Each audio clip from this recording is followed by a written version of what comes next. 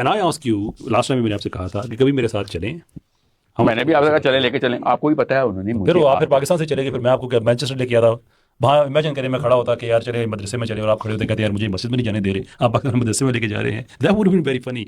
आप मुझे टाइम दें, Why would that हम be जाते funny? हैं। That would be sad, क्या sir? Why would you think it's funny that मुझे मस्जिद में नहीं लेके जाने दिया? बिकॉज वो ना सिचुएशन की मैं बात कर रहा हूँ। वही ना, that's not funny. मैं You सिचुएशन should की be बात कर रहा हूँ। scolding them, condemning Alright, कि let's- बेशर्मो तुमने एक मुसलमान को मस्जिद में आने से रोका है, let's- तुम्हारी let's ये rephrase मजाल that. कैसे हुई, तुम्हारे डैडी की प्रॉपर्टी है? Let's rephrase that, that would have been sad. No, that It is sad. और मैं Okay, उन that's तमाम sad. मौलवियों से कह रहा हूँ कि तुमने मुसलमानों को मस्जिद से आने से रोका है, तुम देखना एक दिन तुम्हारे साथ में करता क्या हूँ, इंशाल्लाह IMS के बच्चे करते क्या हैं। तुम लोग इतने नाहंजार खबीस लोग हो, करते क्या हैं। तुम लोग इतने नाहंजार खबीस लोग हो कि मुसलमानों को मस्जिद में आने से बैन करते हो।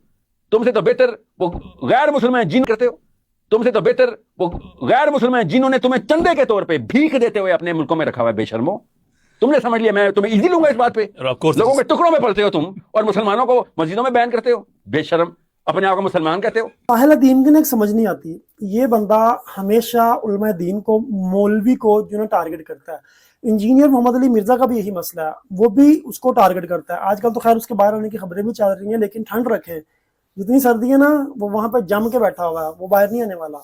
और जब इनसे पूछा जाता है कि आपके पास इल्म की डिग्री क्या है, कि भाई आपके पास कौन सी डिग्री है जिससे आप ये इन चीजों को जस्टिफाई करते हैं, तो फिर आप जरा इनका सवाल सुने कि इंजीनियर को जब सवाल पूछा गया कि सर आपके पास कौन सी डिग्री है उलामा की, मुफ्ती की, तो इसका क्या जवाब था। फिर उसके बाद साहिल दीन को पूछा गया, उसका क्या जवाब था। आप ये जवाब सुने जरा। नहीं, आप बाकायदा कोई आलिम दीन नहीं है। कुरान में क्या नहीं हो? आलिम दीन नहीं है आप। नहीं, दीन का जो लफ्ज़ जिसे आप आलिम दीन कह रहे हैं वो मजहबी पेशवा हैं। दीन का जो लफ्ज़ जिसे आप आलिम दीन कह रहे हैं वो मजहबी पेशवा हैं। दीन का जो लफ्ज़ जिसे आप आलिम दीन कह रहे हैं वो मजहबी पेशवा हैं। तो मैं नहीं हूँ सर।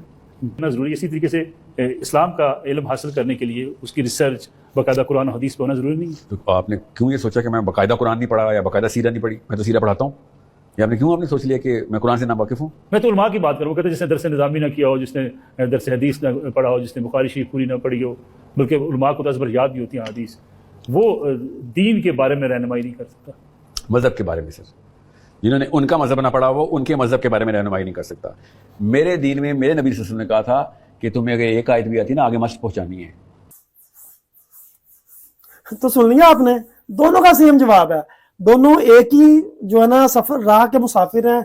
इनका काम सिर्फ और सिर्फ लोगों को दीन से गुमराह करना, उलमा दीन से गुमराह करना, मुतनफर करना और इस्लाम से दूर लेके जाना। इस्लाम के पास ही बिल्कुल नहीं लेके जा रहे।